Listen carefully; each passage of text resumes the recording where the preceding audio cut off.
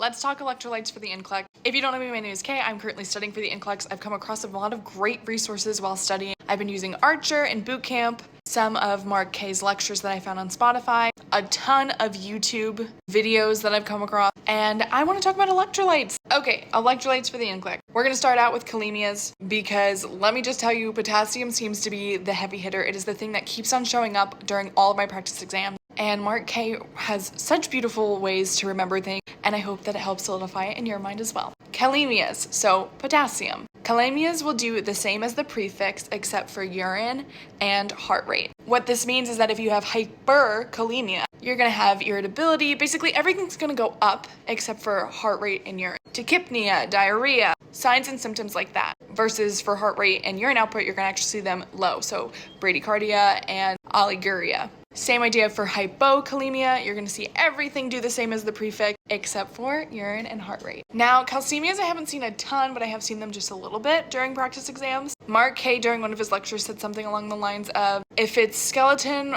or nerve, you can blame it on calcium. But, of course, what you really want to remember about calcium is that calcemias actually do the opposite as their prefix. So if you have hypercalcemia, everything else is going to be low and slow. Lethargy, bradycardia. If you have hypocalcemia, everything's going to go up. You're going to have irritability, tachypnea, tachycardia. Magnesiums I've not really seen at all on my practice exams, and I've done well over 1,200 practice questions this last 4 or 5 days. Magnesiums are also going to do the opposite as their prefix. So just like we were talking about with calcemia, hypermagnesium, you're going to see that lethargy, bradycardia. Hypomagnesium, you're going to have that irritability and tachypnea.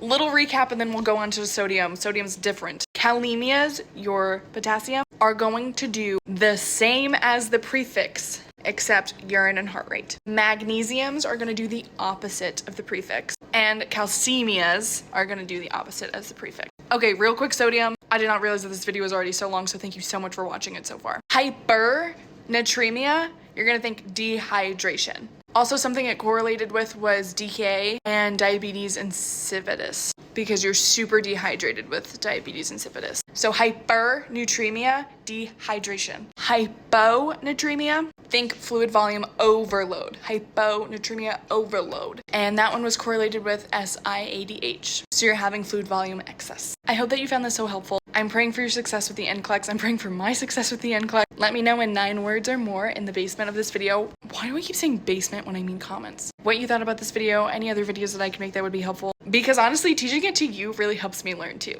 And of course,